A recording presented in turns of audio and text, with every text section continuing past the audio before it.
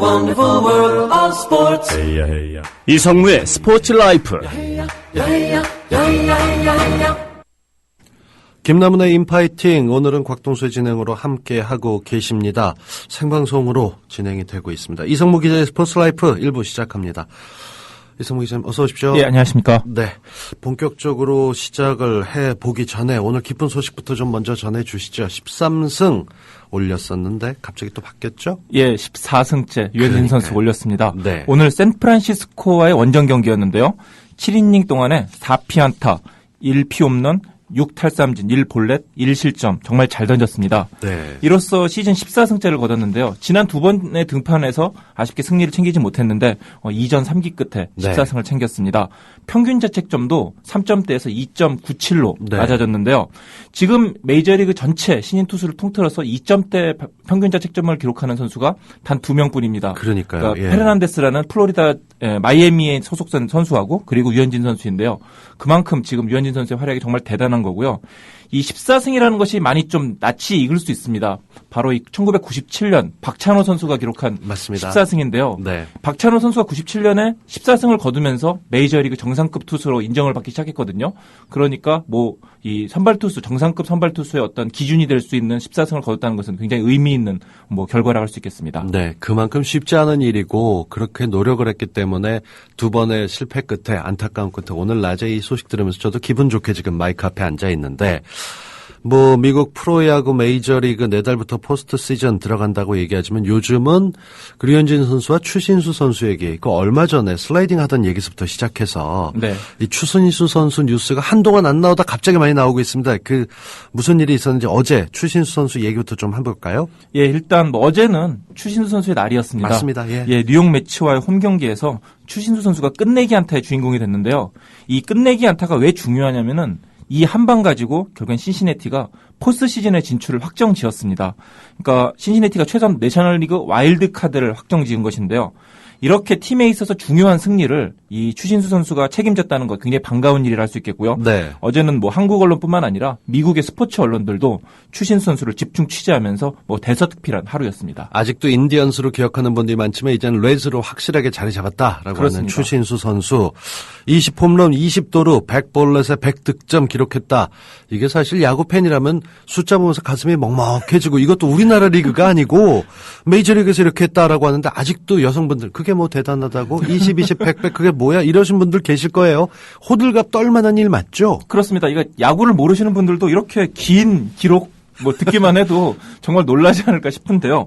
일단 쉽게 얘기해서 신은 모든 것을 주지 않습니다. 그러니까 메이저리그 타자들도 20홈런과 20도루를 동시에 기록하는 선수를 찾는 것이 그렇게 쉽지 않습니다. 그렇죠. 그러니까 홈런을 많이 때린 선수는 이 달리기가 느릴 수밖에 없고 이 달리기를 잘하는 선수는 힘이 좀 떨어질 수밖에 없거든요. 그렇죠. 그러니까 이렇게 잘 달리고 잘 치는 선수를 찾는다는 것이 굉장히 쉽지가 않은데요. 여기에 추신 선수는 플러스 알파 바로 100볼넷이 있습니다. 그러니까 잘 치고 잘 달리는 것뿐만 아니라 잘 참기도 한다는 것이죠. 그렇죠. 예. 그러니까 타자가 아무리 공이 날라오면은 치고 싶죠. 치고 싶어 하면 간절한 것인데 이것을 잘 견뎌내고 팀을 위해서 자꾸 살아나간다. 이거 굉장히 중요한 결과라고 할 수 있겠고요. 특히 이게 얼마나 위대한 기록이냐면은 메이저리그 역사가 120년이 넘습니다. 이제 오늘날 메이저리그의 시작을 1900년으로 인정을 하고 있는데 네. 이것만 해도 114년이 되거든요. 그렇죠. 그런데 이 20홈런 20도루 100볼넷 100득점 기록이 나온 것이 추신수 선수까지 포함해서 단 12번밖에 안 됩니다. 단 12번. 예, 이 기록을 세웠던 선수 이름을 한번 얘기해 보겠습니다. 베리 본즈, 조 모건, 제프 베겔, 칼 야스트렘스키, 리키 앤더슨 등등등 정말 전설적인 선수들이 이 기록을 세웠거든요. 이 대열에 추신수 선수가 이름을 당당히 올리게 됐습니다. 특히 이 내셔널리그 1번 타자로는 역대 최초의 기록이라고 하니까요. 더욱 희소 가치가 크다고 할 수 있겠습니다. 사실 이 홈런을 많이 치는 선수들은 스트라이크 아웃도 그만큼 많이 당한다라고 얘기하는데 기다려서 볼넷을 볼 수 있다. 정말 대단한 능력이 아닌가 싶은 생각이 들기도 합니다. 추신수 선수가 메이저리그에 데뷔한 지 꽤 됐어요 벌써. 그런데 그렇습니다. 포스트 시즌은 그동안 한 번도 못 나가게 됐는데 제가 더 놀랐던 거는 네. 어제 끝내기 안타 치고 네. 정말 기뻐서 방방 뛰고 소리 지르고 만세 이럴 줄 알았는데 별로 내색을 안 하는 것 같더라고요. 정작 이제 같은 팀 선수들이 더 그러니까요. 흥분해서 날뛰고 그랬죠. 너무 무게 잡는 거 아닌가 이런 생각도 들긴 했는데. 예, 좀 의식한 거 아닌가 싶기도 한데요. 제 개인적으로는 좀 추신 선수 본인이 밝힌 거는 좀 다른 이유가 있었다고 해요. 본인 스스로는 이 와일드 카드가 진짜 포스트 시즌에 진출한 것은 아니다. 이렇게 생각을 했다고 합니다. 네. 이제 조금 설명을 드리자면은 메이저리그는 아메리칸 리그와 내셔널리그로 나눠져 있고요. 또 이 각 리그는 이 동부, 중부, 서부 지구로 나눠져 있는데요.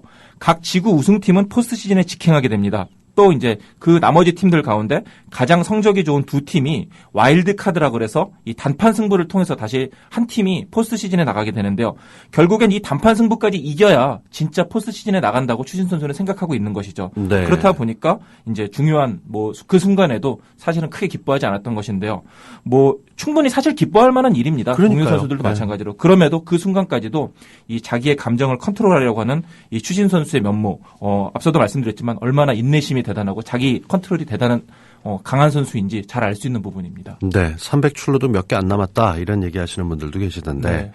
뭐 어찌됐건 수달님이 지금 올려주셨어요. 제가 알고 있던 얘기는 아니고요.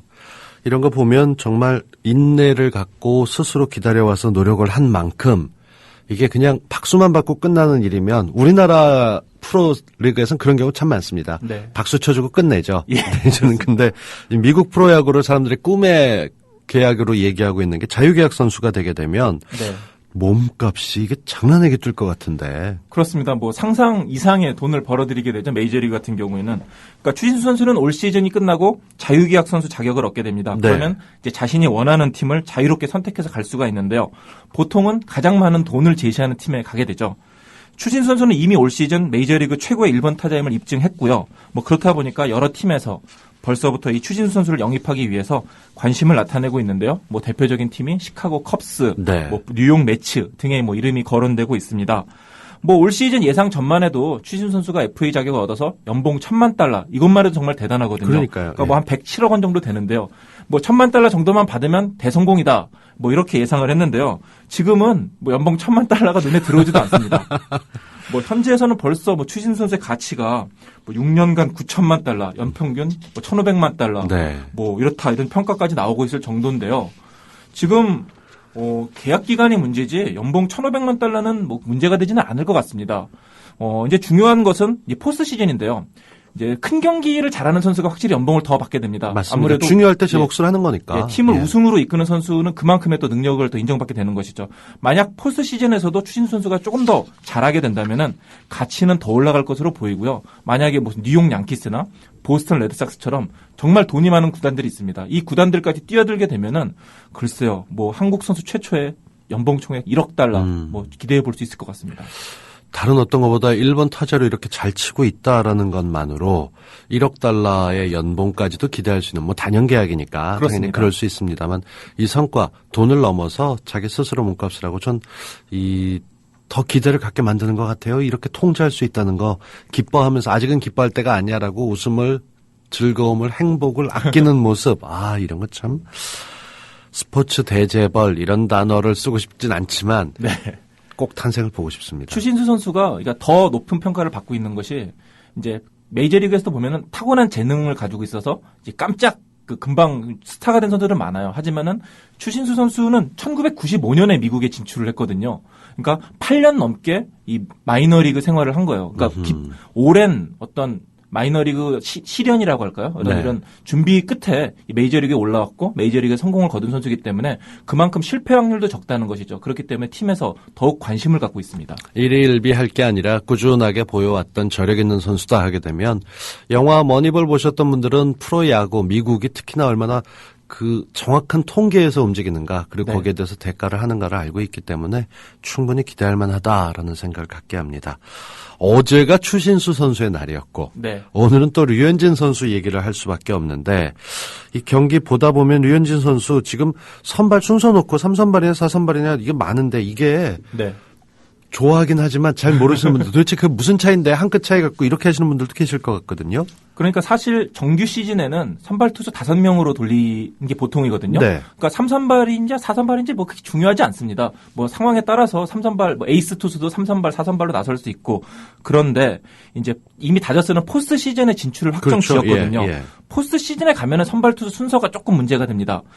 일단 선발 투수 순서를 다시 정하게 되는데 다저스는 1선발 클레이튼 컷쇼 그리고 2선발에 잭 크레인키라는 확실한 원투 펀치를 가지고 있습니다. 그렇죠. 이제 유현진 선수가 노리는 게 바로 3, 삼선발인데 이 그러니까 포스트 시즌 1차 단계는 디비전 시리즈라고 하는데요. 이 디비전 시리즈는 5전 3선승제로 치러지게 됩니다.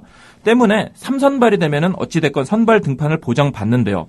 4선발이 되면은 선발로 나설지 안 나설지 한꺼번에 3번 이겨버리면 끝이 나는 그렇습니다. 거니까. 3번 그렇죠. 이기거나 3번 지거나 그러면은 4선발은 나올 기회가 없어지게 됩니다. 또 뭐 요즘에는 이제 잘 그렇진 않지만은 일부 팀의 경우에는 포스트 시즌에서 선발 투수를 4명이 아닌 3명으로 돌리는 경우도 있습니다. 이렇게 네. 되면은 4선발 투수 자체가 없게 되는 거죠. 네. 그러면 이 선수는 이제 구원 투수로 나서게 되는 것인데 뭐 그렇기 때문에 이 포스트 시즌에서 이 3선발과 4선발은 미묘하지만 아주 중요한 차이가 있다고 할 수 있겠습니다. 그러니까 이 다저스가 포스트 시즌 나간 건 굉장히 기분 좋은 일인데 네. 우리 류현진 선수가 나갈 수 있을 거냐? 선발 투수로 나서는 모습 포스트 시즌에서 보면 참 이게 느낌이 또 새롭거든요. 그렇습니다. 가능성이 있을까요? 좀 오늘 경기 이전까지만 놓고 보면은 사실 좀 불안한 요소가 있었습니다. 그렇죠. 이게 3번까지 하면서 이번에 또 밀렸다 그러면은 네. 기운 다 빠진 거 아니냐. 이게 지금 웬만해서는 체력 다 떨어질 때 아니에요? 그렇습니다. 사실 우리나라에서 뛸 때도 이제 유현진 선수가 200이닝을 계속 넘긴 했지만은 시즌 막판에는 조금 컨디션이 좀 떨어지는 모습을 많이 보였거든요. 네. 또 얼마 전에 이 허리 통증, 가벼운 허리 통증 때문에 경기에 한 열흘 정도 못 나온 적이 있는데 그때도 유현진 선수의 체력이 떨어진 것 아니냐 이런 걱정을 많이 했는데요. 맞아요. 예. 뭐 그리고 결정적으로 이 유현진 선수는 한국 프로야구에서는 어떤 베테랑급이지만은 미국에서는 아직 신인입니다. 네. 근데 미국에서 첫 시즌에 이것도 포스트 시즌이라는 큰 경기를 치러본 적이 없거든요. 뭐 물론 올림픽이나 WBC나 이런 큰 대회에서 뭐 두둑한 배짱을 뽐내긴 했지만 아직 다저스 코칭 스태프가 놓고 보기에는 뭐 좀 다르게 평가할 수도 있는 부분이 있습니다. 그런 경험적인 측면이 다소 불안하긴 한데요. 근데 워낙 와서도 자리 잡을 때부터 얘 신인 맞아 할 정도로 넉넉하게 여유 있고 맨날 화제돼서 나오는 게 더가웃에서 장난질 치다가 진짜 싸운 거 아니냐 뭐 이런 기사로 시즌에 불안한 사람들 되게 많았단 말이에요. 그렇습니다. 좀 궁합이 맞는 친구들하고 잘 만난 것 같아요. 푸이그 같은 친구도 거의 뭐 밖에 내다 놓은 망아지 같이 그러니까 좀 말입니다. 정신없는 예. 친구인데 유현진 선수하고 어떤 장난기가 많다는 점에서 잘 맞아떨어진 것 같은데요. 사실 뭐 오늘 같이만 던지면은 뭐 3선발, 4선발 걱정 안 해도 될 것 같고요. 앞으로 이제 선발 등판 한 번 정도 남아 있는데 이 경기까지 잘 던지면은 3선발 크게 문제 없지 않을까 생각을 합니다. 네, 그렇습니다. 이 3선발까지 잘해서 나가고 있는데 뭐 커쇼야 워낙 정해져 있는 에이스니까 네. 그렇다고 쳐도 3선발에 나가면 참 좋지 않을까 기다려보면서 응원 보내는 분들이 참 많을 것 같습니다. 자, 오늘 지금 김남은 씨가 3박 5일간의 일정으로 미국 출장에 갔습니다. 이게 말이 그렇지. 3박 5일이거든요, 이게.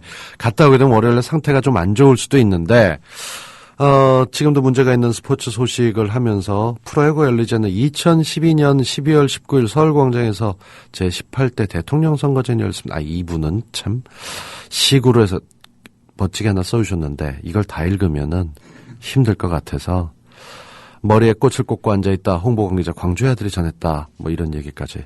괜히 좀 소개하다가 흐름을 오히려 끊어놓은 것 같아서 죄송합니다. 예. 수달님이 또 자기 거 읽어줬더니 탑 클래스급 진행입니다라고 칭찬해 주셨어요. 이게 조금 더 직관적으로 나가야 되는데 오늘은 제가 너무 정규 라디오로 하는 분위기로 제가 하고 있어서 스포츠에 지금 좀 그렇습니다. 자, 임창용 선수 관련돼서 얘기를 좀 해보죠. 어저께 많은 분들이 기사를 보시면서 갑자기 마음이 좀 따뜻해지기도 하고 네. 5월이야? 스승의 날이야? 왜 이래? 뭐 이런 생각이 들 정도로 네. 임창용 선수 파란만장한 삶을 하면서 여러 가지 얘기가 나왔는데 미국에서 당당히 꿈을 이룬 임창용 선수 얘기를 좀 해볼까 싶습니다. 어떤 선수인지 기억이 가물가물하신 분들도 계실 거예요. 나이가 워낙 많아서. 그렇죠? 예, 그 저보다 한 살 어리고요. 네. 이제 임창용 선수 좀 오늘 잘 던져가지고 이런 얘기를 하면 참 좋을 텐데 오늘은 0.2이닝 동안에 2실점. 네. 조금 부진했습니다. 뭐 어찌됐건 그래도 지금 계속 좋은 활약을 펼치고 있고요.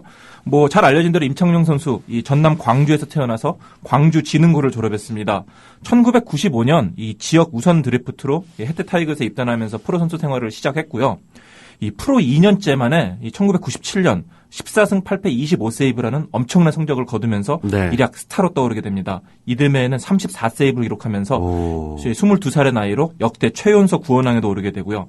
이제 1999년 혜태가 당시 자금난에 얻어기면서 임창용 선수를 삼성으로 현금 트레이드 시키게 됩니다. 네. 이후에도 이제 삼성 불패를 이끌면서 최고의 마무리 투수로 활약하게 되는데요.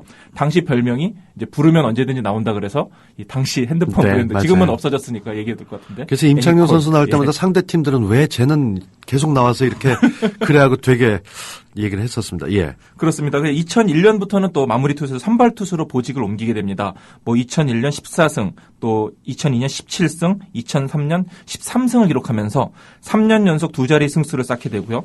또 2002년에는 삼성 라이온스가 첫 이 통합 우승을 차지하는데 큰 공을 세우게 됩니다. 또 국가대표로도 계속 좋은 활약을 펼치게 되고요. 그런데 이 잘 나가던 임창용 선수가 2005년부터 큰 시련을 겪게 됩니다. 네. 워낙 이 뭐 선발 구원 가리지 않고 공을 많이 던지다 보니까 팔꿈치에 탈이 나게 됩니다. 결국 수술을 받게 되고 재활을 하게 되는데요. 뭐 예전과 같은 공을 던지지 못하게 됩니다. 복귀를 하긴 했지만은 임창용은 끝났다 이런 얘기까지 듣게 됩니다.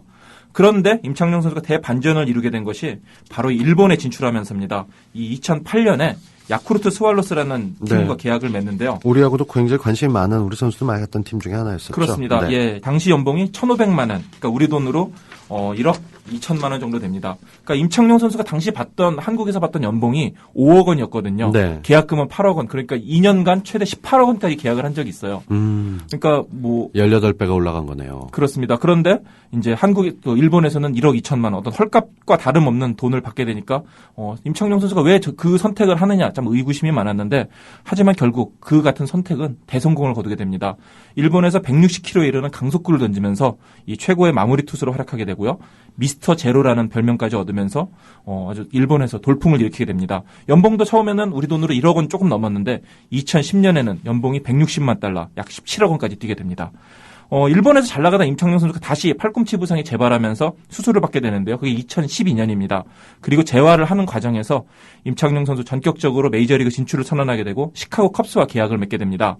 시카고 컵스와 계약할 때 기본 연봉은 50만 달러밖에 안 되는데요. 네. 하지만 지금 다시 이 도전 의식이 발동하면서 결국에는 미국 메이저리그에 지금 계속 도전을 하고 있고요. 아마 올 시즌 또 내년이 지나면은 연봉이 다시 수백만 달러로 오르지 않을까 생각합니다. 네. 임창용 선수 광주 일고 시절 굉장히 잘했다 이런 기사로 난 게 아니라 네. 처음에 들어왔을 때는 왠지 가능성은 좀 있어 보이는데 평가가 그렇게 좋지 않았던 그런 투수였었죠. 그렇습니다. 그러니까 그러니까 밑으로 던지는 투수인데 공이 150km 가까이 던지는 그런데 제구력은 안 좋은 사실 그런 선수들 많거든요. 그렇죠. 예. 컨트롤이 안 되게 되면 아무리 빨라도 무슨 소용이 있겠습니까? 그러니까 컨트롤이 한 번 안 잡히는 선수는 10년이 지나고 계속 경험이 쌓여도 안 잡히는 경우가 많아요. 그러니까 광주 일고 시절에도 공은 빠르지만 제구력이 떨어지는 투수, 거기다가 멘탈도 조금 문제가 있다, 반항아 기질이 있다 이런 평가가 있었는데요. 이 프로에 와서도 사실 적응을 잘 못했습니다. 좀 훈련에도 많이 빠지고 또 뭐 좀 농땡이도 좀 피고 이런 좀 말이 많은 선수였는데 그런데 이제 임자를 제대로 만나게 됩니다. 당시 해태 2군 감독이 김성근 감독이었습니다. 그렇죠. 예, 네. 김성근 감독이 이런 임창용 선수를 가만두지가 않습니다. 임창용 선수가 좀 이게 훈련하는 모습 보고 또 훈련에 빠지는 모습 보면서 그냥 곧바로 어떤 얘기도 없이 야, 짐 싸고 집에 가 이렇게 얘기를 했다고 합니다. 김성근 감독이 얘기해 보면은 굉장히 말이 짧고 단호하거든요. 그렇죠. 예, 더구나 또 제1동포신 분이기 때문에 이 받아들이는 입장에서는 어떤 좀 억양 자체가 좀 틀리기 때문에 긴장할 수밖에 없습니다. 그런데 임창용 선수가 결국엔 여기서 충격을 받게 됩니다. 어린 나이에. 진짜 들고 진짜 나갔었는데 네. 아무래도 이건 아닌 것 같다. 그래서 다시 찾아갔다는 거죠. 그렇습니다. 결국 김성근 감독 찾아가서 용서를 빌었고 김성근 감독도 1년만 참고 나랑 야구하자 이렇게 얘기를 했다고 하는데요. 결국 1년 동안에 이 2군에서 김성근 감독의 혹독한 조련을 받으면서 결국 임창용 선수 이듬해부터 최고의 마무리 투수로 발돋움할 수 있었습니다. 만약 이 프로 초년생 때 김성근이라는 명감독을 만나지 않았다면은 임창용 선수 지금의 임창용 선수는 존재하지 않았을지도 모르겠습니다. 사실 전 19년 전에 잘린 선수입니다. 지능고 3학년 시절 때 이렇게 얘기하면서 네. 그 나를 잘라준 김성근 감독님께라고 쓰면서 굉장히 흐뭇하게 얘기를 했는데 그렇습니다. 19살 19세 투수에게 배드민턴 라켓으로 섀도우 피칭시키고 그 과정들을 담담하게 적어놓은 거 보면서 아니 무슨 야구 선수가 이렇게 글을 잘 써? 라고 생각이 들기도 했지만 네. 임창용 선수 한국에 있다가 일본에 갔다가 메이저리그까지 가면서 진짜 기복이 많았던 쪽인데 메이저리그 도전했다가 실패한 게 있었죠 전에도. 그렇습니다. 임창용 선수 한창 잘 나갈 때죠. 2002년에 메이저리그에 진출하겠다 이렇게 선언한 적이 있습니다. 당시 자유계약 선수 신분은 아니었지만은 이 포스팅 시스템이라 그래서 이 구단에서 그러니까 메이저리그 구단에서 가장 많은 이적료를 제시한 팀으로 이 삼성 그러니까 원소속 팀이 이적을 시킬 수 있는 제도가 있습니다. 네. 그러니까 류현진 선수도 다저스로 갈 때 마찬가지였는데요. 그때만 해도 임창용 선수 두려울 게 없고 메이저리그 가도 내가 잘할 수 있다 이런 아주 자신감이 넘칠 때였습니다. 그런데 정작 메이저리그 구단의 평가는 냉혹했습니다. 쟤 누구야 이런 거죠. 그렇습니다. 이 최고 금액이 65만 달러. 그러니까 유현진 선수가 200만 달러가 훨씬 넘었잖아요. 네. 그러니까 정말 평가가 절하게 된 것이죠. 그러니까 임창용 선수도 거의 충격받고 무엇보다 삼성에서 이제 키를 쥐고 있는 건데 이렇게 싼 값으로는 우리 에이스 선수를 못 보내겠다. 이렇게 해서 결국엔 메이저리그행이 무산됐습니다. 네. 만약에 그때 이제 어떤 구단에서 임창용 선수에게 뭐 한 100만 달러, 150만 달러 이렇게 좀 큰 돈을 던졌다면은 글쎄 지금쯤 메이저리그 10년 차가 넘는 베테랑 선수가 됐을지도 모르겠고 네. 혹시 이제 메이저리그에서 실패해서 이제 한국에서 와서 뭐 다시 평범한 선수로 있을지도 모르겠습니다. 그렇습니다. 저는 이 임창용 선수 나이를 생각해 보면 뭐든 지금 젊은 분들은 잘 모르실 테고 연세가 좀 들으신 분들은 공감하실 텐데 뭐든 나이 먹고 하는 건 다 힘들어요. 특히나 저는 서울 서쪽에서만 오래 살았는데 누가 동쪽이나 남쪽, 북쪽으로 가 살아라 하게 되면 익숙한 거리도 아니고 버스 노선도 달라지고 모든 거 당황할 수밖에 없는 그런 분위기 아닐까 새삼스럽게 생각합니다. 잠시 후에 이어서 임창용 선수 관련된 얘기 계속 나눠보도록 하겠습니다. 이성무 기자의 스포츠 라이프, 김남은의 인파이팅에서 함께하고 계신데요. 3부도 노래로 마무리 짓겠습니다. 블랭크램의 Walking on Love 듣고 4부에 돌아옵니다.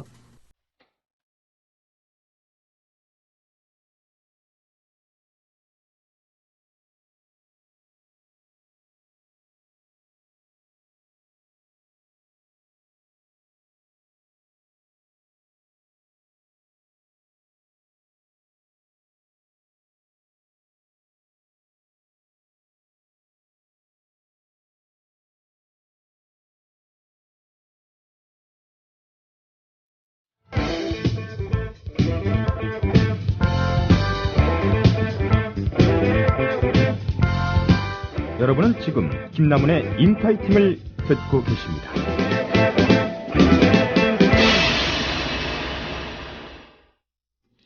김남훈의 인파이팅. 오늘 순서 이 4부 마지막 시작합니다. 이 본격적으로 시작하기에 앞서서 댓글 좀 확인해 보겠습니다. 백귀야행님, 동수 선생님 보고 팠습니다. 반가운 목소리 너무 좋아요. 많이 질문 받으셨겠지만 낙곱살 다시 시작 안 하세요? 라고 하셨습니다. 낙곱살은 우석훈 선대인 두 분께 물어보시고 저희가 했던 건 나딴딴이었습니다. 나는 딴따라다.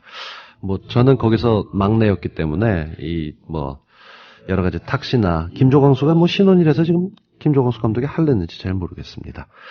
자, 그리고 곰나물님, 곽동수 프로 하나 맡으면 좋겠다. 너무 잘하네. 진짜에 저도 추천 DMZ 캠프님께서 써주셨습니다.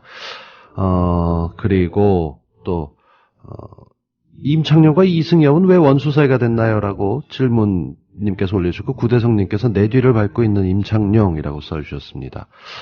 보수 속 진보님, 앞으로 TV 개국한다면 노정면 앵커는 TV 뉴스 앵커로 자리 잡고 돌발 영상 재현하면 좋을 것 같고 곽 교수는 아침 뉴스 앵커로 손석희 교수 못지않은 뉴스 진행을 이렇게 개인 소감입니다.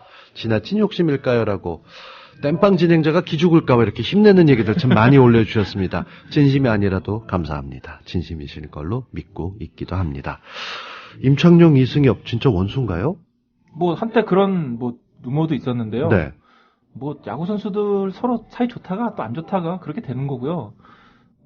두 선수가 이제 38살, 9살 그렇거든요. 애들 때 싸우고 예. 보통 30대 사이가 안 좋기도 하지만 또 확 풀리기도 하죠. 그렇습니다. 운동선수들, 야구 같은 게 보면은 빈볼 시비로 밖에 그렇죠. 나와서 서로 죽일 듯이 욕하고 그래도 그 다음날 보면 또 툭툭 털고 하는 것이 운동선수들의 어떤 특징이니까요. 네. 크게 신경 안 써도 될 것 같습니다. 네.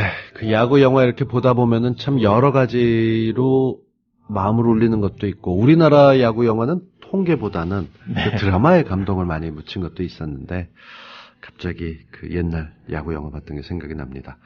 한국에서 성공한 투수, 일본에 가서도 그럭저럭 다시 성공했던 투수. 하지만 메이저리그는 다르다. 그만큼 전 세계에서 야구 깨나 한다는 선수들이 다 오기 때문인데 임창용 선수 그 해외 진출하는 얘기 해가면서 보통의 경우와 좀 다르게 처음에 1억에서 시작해서 18배 거의 18억 원 가까이 받았다. 이런 얘기가 나온 것까지 저희가 얘기를 했었습니다. 그렇습니다.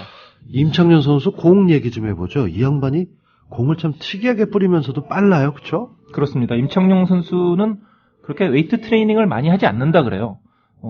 대신에 스트레칭을 정말 철저하게 한다고 합니다. 그러니까 미국 트레이너들도 저런 스트레칭 동작이 있네? 하고 깜짝 놀랄 정도로 이 임창용 선수 이 스트레칭에 관해서는 굉장히 신경을 써서 한다고 하는데요. 그것이 이제 자기가 어떻게 공을 던지고 어떻게 하면 공을 더 빠른 공을 던질 수 있다는 스스로의 메커니즘을 잘 알고 있기 때문이라고 할 수 있겠습니다.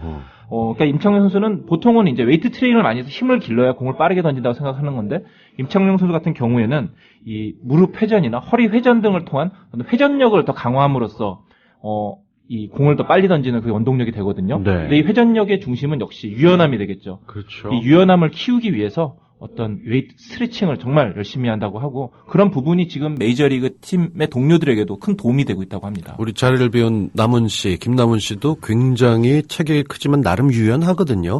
근데 프로야구 선수들 뭐 선동열 선수 포함해서 한 덩치 하더라도 네. 유연함이 있어야만 제대로 공을 뿌릴 수 있다는데 임창용 선수가 훨씬 더 네. 유연성이 중요하다. 이런 얘기로 들리게 됩니다. 이게 모든 운동 선수들 나이 먹으면 뻣뻣해져서 더 힘들고 이렇게 된다고 하는데 네. 회전력이다. 이게 참 스트레칭을 열심히 한다는 거에서 저같이 뻣뻣하기로 소문난 사람들은 운동을 해야 되나? 전 보는 것만 좋아하거든요. 그러니까 사실 메이저리그에서 보면은 40 넘어까지 뛰는 선수들이 있거든요. 이런 선수들 보면은 이 경기 전에 운동도 많이 하지만은 또 뭐 봄 시즌에 이렇게 스프링 캠프에서 훈련도 많이 하지만은 경기 끝나고 이 운동을 많이 하더라고요. 그러니까 네. 정리 운동이라 그래서 아무리 내가 끝내기로 지고 뭐 이래도 결국에 이제 정말 자기 몸 관리 잘하는 선수들은 그러고 나서도 이 웨이트 트레이닝 가서 웨이트 트레이닝 하고 또 스트레칭 하고 이렇게 정리 운동을 철저하게 하는 이 공통점이 있다고 합니다. 네. 이런 부분도 우리나라 선수들도 좀 많이 본받을 필요가 있다고 생각합니다. 끝나고 나면 우리는 뭐 모여서 그 저녁 때 약 줘러 가시는 분들 얘기를 참 많이 듣게 되는데 그러면서 좀 달라요. 이성무 기자는 체격으로 봤을 때는 뭐라고 날씬한 듯 포장을 잘하고 계신데 체중이 꽤 나가시죠? 예, 저는 운동하고 전혀 관계없는 사람이고요. 네. 아니 직업만 스포츠를 전하는 사람이 무슨 예. 지금 실제로 굉장히 유연하실 것 같아서 보면서 아닙니다. 예, 저 정말 뻣뻣하고 초면이지만 너무 좋은 게 저 퉁퉁한 고무장갑 낀 손 같은 제 손하고도 비슷한 손의 느낌을 보면서 동족의 애를 느끼고 있습니다. 임창용 선수 이 시카고 컵스 선택해서 갔던 이유를 보게 되면은 되게 궁금해요. 이게 컵스에서 와라 이렇게 부른 것보다 임 선수 스스로가 관심을 가졌다 이렇게 보는 것 같은데요. 그렇습니다. 일단 컵스가 뭐 오라고 제의를 한 건 맞는데요. 사실 컵스보다 더 좋은 조건을 제시한 팀이 몇 개 더 있었습니다. 하지만 본인 스스로 임창용 선수가 컵스를 선택한 것인데 그 이유는 이제 메이저리그에서 뛰기 위해서 그 메이저리그에서 주전 자리를 차지하는데 어느 팀이 더 쉬운가 이런 부분을 이제 많이 생각을 한 것이죠. 예를 들면 뭐 뉴욕 양키스나 이런 뭐 보스턴 레드삭스나 이런 강팀들도 있지만은 그런 팀들은 워낙 쟁쟁한 선수들이 그렇죠. 기존에 많기 예. 때문에 임창용 선수가 들어가서 비집고 들어갈 틈이 없는 거죠. 거기서 또 잘못하게 되면 아예 기회를 못 가질 수도 있잖아요. 그렇습니다. 반면에 시카고 컵스 같은 경우에는 지금 팀이 리빌딩 중입니다. 그러니까 이 돈 많은 선수들을 계속 지금 내보내고 있고 대신에 어린 선수들을 키우는 와중에 지금 팀을 개혁하고 있는 상황이거든요. 지금 뭐 염소의 저주 뭐 이런 얘기도 많이 있는데 이 시카고 컵스 같은 경우에는 아무튼 이게 저주를 풀려고 별의별 짓을 다 하고 있는데 잘 안 되고 있으니까 그렇죠. 좀 장기적으로 팀을 키우고 있는 만들어가는 상황입니다. 그 상황에서 이제 임창용 선수를 조금 싸게 데리고 온 것인데 임창용 선수도 사실 돈이 아까운 건 아니니까 아쉬운 것은 아니니까 이제 돈은 뭐 내가 가서 잘해서 더 벌면 된다 이렇게 생각하고 결국에는 $50만 어떻게 보면 메이저리그 선수 중에 최하 연봉을 받고 간 것이죠. 네. 그러니까 이 선택이 잘 된 것인 게 지금 상황에서 뭐 올 시즌도 이미 메이저리그 진출을 했지만은 내년에는 제 생각에는 임창용 선수 지금 페이스라면은 시카고 컵스의 마무리 자리를 좀 꿰차지 않을까 생각도 듭니다. 원래 시카고 컵스가 마무리 투수감으로 일본의 이 후지카와 큐지라는 네. 이 강속구 투수를 영입을 했거든요. 근데 이 선수가 이 후지카와 선수가 메이저리그에 와서 이 팔꿈치 부상을 당해서 결국 시즌 아웃이 됐습니다. 어허. 내년까지도 지금 출전이 어려운 상황으로 보이기 때문에 뭐 지금 상황이라면 임창용 선수 내년에 시즌 초반부터 마무리로 활약할 가능성 충분합니다. 네. 김성근 감독의 지역 훈련을 이겨낸 뒤에 제 것이 생겼고 시키는 대로 다 해보고 나니까 자신의 스타일을 찾았다. 네. 그러니까 22살에 정말 끝내는 선수가 돼서 네. 멋지게 인기를 얻었지만 그렇습니다. 이게 한참 지난 후에도 지금까지 그 선생의 고마움을 깨닫게 됐다면 자기 스스로의 벽을 넘어섰다. 이렇게 이미 이제 어느 자리에 올랐다라고 볼 수 있는데 올해 잘하고 있고 뭐 오늘 네. 성적이 안 좋았다고 하지만 내년부터 개막전에서 메이저리그에서 활약할 수 있을 것 같은데 네. 마무리로 갈 가능성 지금 리빌딩 되는 팀이니까 노력하면 좀 더 성과가 있을 수도 있겠죠? 네, 그렇습니다. 뭐 방금 말씀드렸지만 시카고 컵스 지금 뭐 선수 뭐 세대 교체를 진행 중이기 때문에 뭐 당장 성적보다는 좀 장기적으로 이 팀을 끌고 가려는 의지가 강하고요. 그 와중에서 지금 임창용 선수가 뭐 마무리 자리를 꿰찰 수 있는 가능성이 충분하고 봅니다. 얼마 전에 이 경기 나왔을 때 봤을 때 95마일, 그러니까 96마일 뭐 이렇게 150km가 훨씬 넘는 강속구를 지금 뿌리고 있거든요. 지금 팔꿈치 수술을 받고 재활 중입니다. 네. 엄밀히 말하면은 아직도 정상 컨디션이 아닙니다. 그렇죠, 예. 그런데 정상 컨디션이 아닌데 95마일의 공을 던지고 있어요. 그러면은 이제 올해 이 스프링 캠프에서 더 훈련을 열심히 하고 이제 몸을 만들게 되면 내년에는 도대체 어떤 공을 뿌리게 될지 정말 기대가 되는 임창용 선수입니다. 이미 우리 선수 투수도 잘하고 있고 타자도 일본 타자로 최고로 잘하고 있는데 여기에 또 다른 사람이 하나 들어간다. 이렇게 되면 정말 그야말로 그렇습니다. 메이저리그는 축복받을 것 같아요. 우리가 이렇게 열심히 봐줄 거라고 생각이나 했겠어요. 이제 시카고 컵스가 좀 전통적으로 낮 경기를 많이 하는 팀입니다. 네. 그렇다 보니까 이제 우리나라 시간으로 보면은 새벽 3시, 4시 뭐 이렇게 경기하는 때가 많거든요. 아마 이제 한국 팬들 내년에는 임창용 선수가 잘하게 되면 그러니까 잠 못 자요. 네, 이렇게 매일 되면. 잠 못 잘 것 같습니다. 네. 임창용 선수의 도전과 성공, 이 야구 팬들뿐만 아니라 사실 늦깎이 나이에 다시 시작하거나 자신의 해오던 일을 이렇게 부침이 심하면서 다시 진행하는 사람들에게는 굉장히 많은 시사점이 있을 것 같은데 무엇보다 국내 후배 선수들에게는 임창용 나름 전설적인 선수 아닙니까? 그렇습니다. 뭐 임창용 선수 하면은 이제 일본에서 성공을 했고 미국에 성공을 했고 정말 야구 선수 입장에서는 꿈의 뭐 어떤 경력을 쌓고 있는 선수라고 할 수 있겠는데요. 근데 중요한 것은 이 임창용 선수의 행보가 이 돈을 쫓고 있던 게 아니라는 겁니다. 그러니까요. 꿈을 쫓고 지금 자기의 길을 가고 있는 거거든요. 일본에 갔을 때도 방금 말씀드렸지만 최저연봉을 받고 갔습니다. 지금 메이저리그도 마찬가지고요. 하지만은 이 임창용 선수가 결국엔 자기 묵묵하게 자기 길을 가면서 실력으로 이 자신의 실력을 증명을 했고 결국에는 이 몸값도 올리는 어떤 어떤 뭐 일석이조의 효과를 보고 있는 것인데요. 결국에는 이 임창용 선수가 이 꿈은 이게 돈은 쫓아서 이게 들어오는 게 아니라 이 꿈을 이뤘을 때 따라오는 것이다. 이런 교훈을 잘 전해주고 있고요. 지금 뭐 우리나라 나이로 38살, 만 37살 이 나이인데도 95마일, 그러니까 155km의 강속구를 던지고 있다는 것. 네. 이것은 자기 관리를 얼마나 잘하느냐에 따라서 이 선수는 충분히 오래 길게 운동선수 생활을 할 수 있다. 이런 것도 후배 선수들에게 잘 보여주고 있다. 이런 네. 뭐 이렇게 얘기할 수 있겠습니다. 후배들에게 본이 될 수 있다는 거 그냥 다른 것보다 정말 열심히 노력을 하고 있기 때문에 성과가 거두는 건데 돈 많이 주는 팀을 안 가고 네. 내가 활약할 수 있는 팀을 골라갈 수 있는 그야말로 야구 선수에게 기다려보면서 자기 스스로 또 메이저리그 한번 도전하려다가 그 당시 말도 안 되는 것 때문에 주저앉았지만 10년 만에 다시 나간 거니까 그렇습니다. 그만큼 생각도 깊어진 거 아닌가 싶은 생각이 듭니다. 임창용 선수와까지 야구 오늘 얘기 정말 많이 했습니다. 이성무 기자의 스포츠라이프 임창용 얘기까지 야구 얘기는 잠시 마무리하죠. 최고 거포 김연경 사태가 마침내 해결될 기미를 보이고 있습니다. 국제배구연맹은 흥국생명과 지루한 줄다리기를 해왔던 김연경의 손을 사실상 들어줬습니다. 김종혁 기자입니다.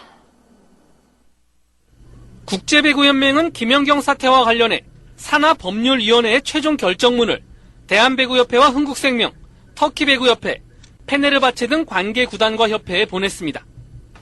핵심 내용은 세 가지입니다. 우선 2013-2014 시즌 김연경의 원소속팀은 흥국생명이라고 확인했습니다. 이어 페네르바체가 김연경을 데려가기 위해서는 이적료를 지불해야 한다고 명시했습니다. 다만 이적료는 22만 8,750유로를 넘지 못하고 흥국생명은 김연경의 터키행을 막거나 제한을 주는 행위를 하지 못한다고 결정했습니다. 또 김연경이 2013-2014 시즌 이후 흥국생명과 계약을 맺지 않을 경우 다음 시즌은 원 소속 구단이 없어진다고 명시했습니다. 표면적으로는 중립적인 결정으로 보이지만 사실상 김연경의 손을 들어준 것입니다.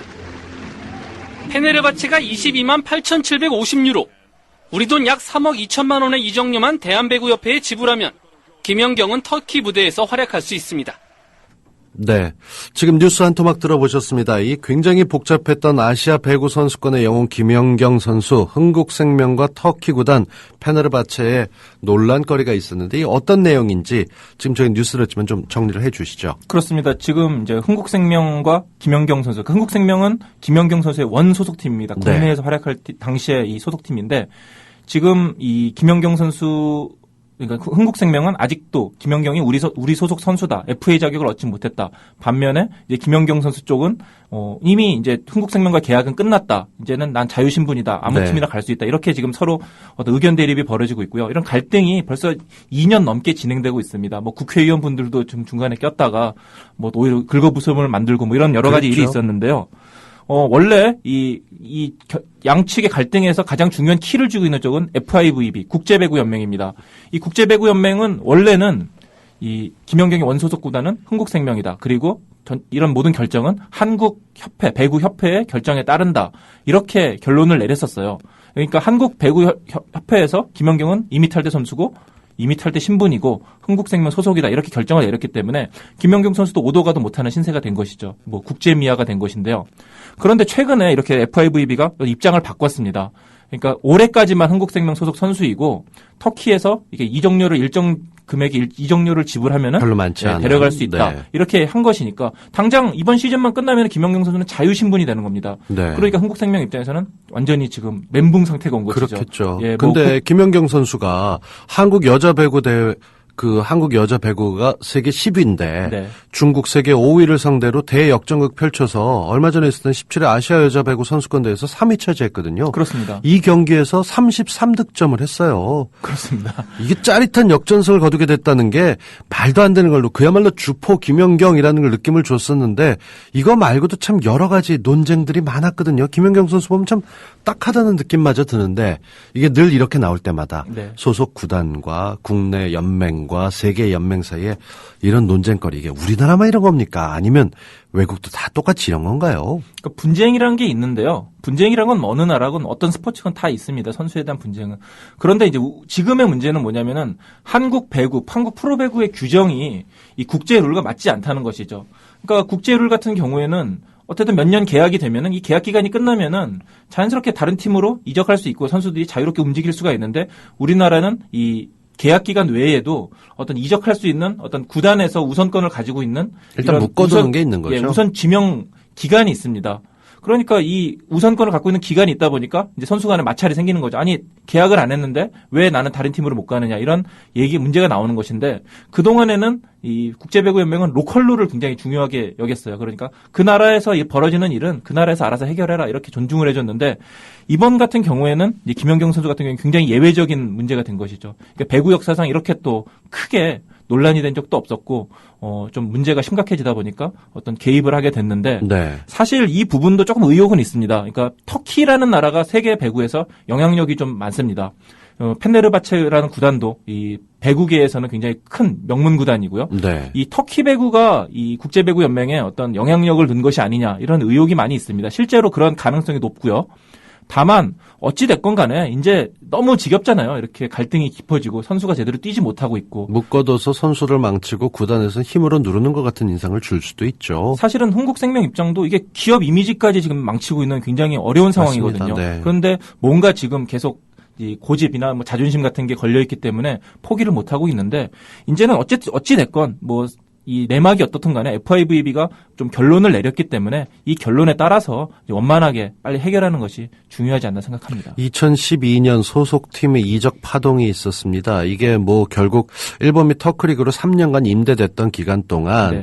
이게 흥국생명과 의견이 다르기 때문에 임대 기간도 흥국생명 소속에 포함돼야 된다. 김연경 측은 이렇게 얘기했고 그렇습니다. 이 과정에서 독자적으로 에이전시를 얻어서 터키 페네르바체 유니버설과 2년 계약을 했는데 흥국생명이 계약이 무효라고 주장해가면서 이렇게 유명했던 선수 이 정말 런던 올림픽에서 국가대표팀 여자 배구가 4강에 오르는 10위밖에 안 되는 팀이 4강에 올랐으니까 이거 그야말로 기적이거든요. 그러니까 김연경 선수가 결정적인 활약을 했고 실제로 메달을 못 딴 팀에서 김연경 선수가 MVP와 득점왕이 됐어요. 그러니까요. 이게 상상을 초월하는 일을 이뤘던 어떻게 보면 스포츠 영웅인데 그렇습니다. 이게 혼자는 김연아 선수나 박태환 선수 같지 않아서 네. 여럿이 하다 보니까 또 배구가 이제는 인기가 예전만큼 안 나오다 보니까 메달을 못 따서 벗어날지 모르지만은 국제배구연맹이 이번만큼은 중대를 잘했고 김연경 선수 모처럼 좀 이게 웃고 있을까요? 아니면 표정 관리를 하고 있을까요?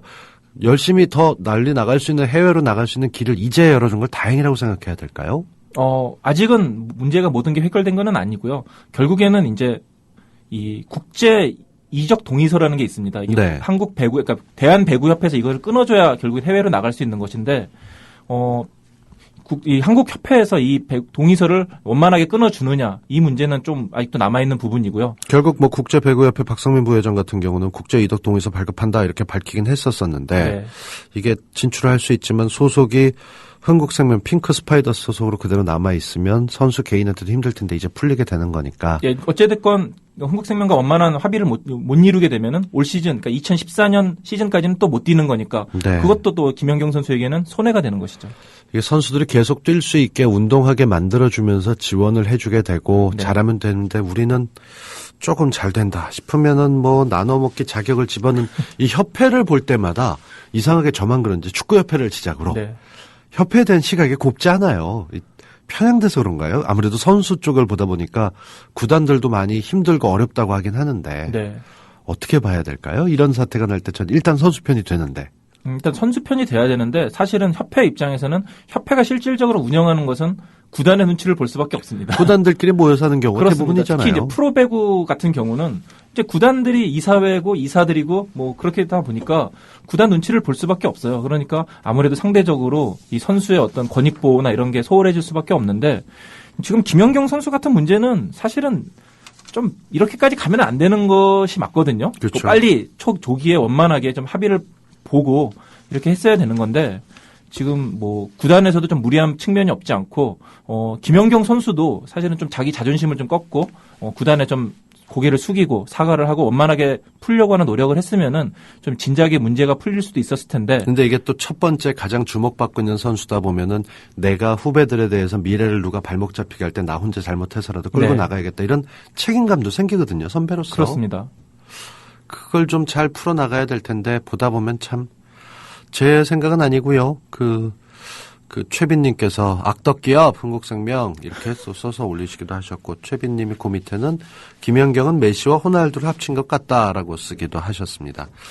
이 기업과 개인의 싸움으로 보이거나 네. 구단과 선수와의 싸움으로 보이게 되면 확실히 자꾸 우리는 스타 선수들을 응원하게 되는데 이렇게 볼 때마다 이 스타 선수들과의 싸움에서 한참 지나다 보면은 스타가 아닌 일반 선수들에 대한 대우는 그때마다 더 힘들어지거나 그렇죠. 네가 좀 잘하게 되면은 너도 이렇게 할 거 아니야? 식으로 좀 삐딱하게 구단이 나가질까 그런 걱정도 되거든요. 그러니까 배구 같은 경우에 이제 몇 년 전에 선수들끼리 우리도 협회를 하나 만들자, 선수 협회를 하나 만들자 그래서 좀 으쌰으쌰하고 일어선 적이 있어요. 그런데 결국에는 선수들 스스로 못 견디고, 그렇죠. 예, 그러니까 너네들 시한을 정해놓고 언제까지 팀에 복귀하지 않으면은 니네 선수 자격 다 박탈해버린다. 거의 모든 스포츠 구단에서 야구도 그렇고 네, 선수협회, 그렇습니다. 협의회가 생기게 되면 이렇게 되는 거. 이것도 사실 굉장히 후진적인 문화예요. 그렇죠? 그렇습니다.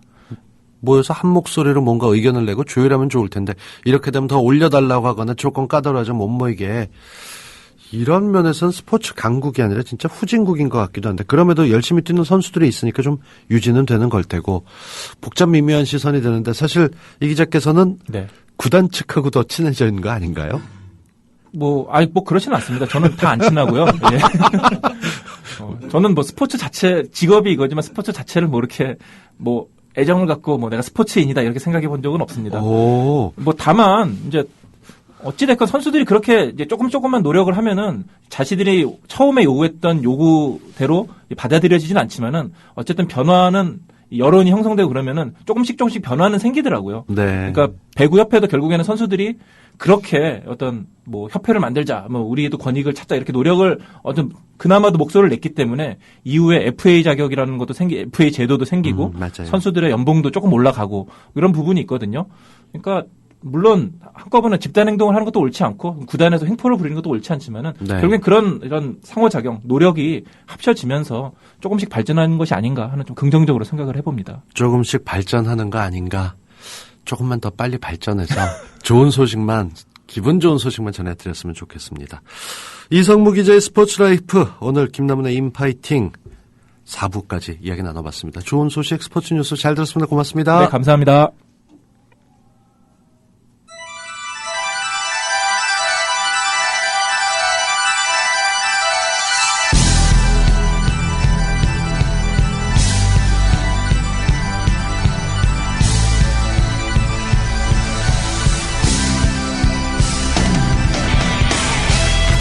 2시간 정말 빠릅니다. 제가 2004년부터 2009년까지 CBS에서 5년간 데일리 라디오를 진행했습니다. 이때만 해도 편했었는데 그 이후로는 주로 땜빵을 다녔습니다. YTN 라디오에서 아침 프로 2시간 땜빵, 오후 3시에 경제라디오 땜빵, 땜빵 전문 MC 이제 국민 TV까지 와서 김남훈 씨의 저를 메웠는데 준비한 순서, 제가 준비한 건 아닙니다. 전 읽기만 했습니다. 근데 어떠셨는지 궁금합니다. 내일 인파이팅, 그 재윤경의 참살이 최홍준의 모토톡으로 채워줍니다. 다른 어떤 것보다 오늘 굉장히 기분 좋은 얘기를 많이 써주신 성숙하고 세련된 국민TV 애청자 여러분들께 깊이 감사드립니다. 태권동자님, 이건 이렇게 읽어야 될까요? 잠시만요. 곽 교수님 강제 고정하실게요. 이렇게 써주신 것 같은데요. 나름 노력했습니다. 부족함이 있더라도 내일 저 변함없이 2시간 때우러 오겠습니다. 건강하게 보내시고요. 저는 내일 뵙겠습니다. 고맙습니다.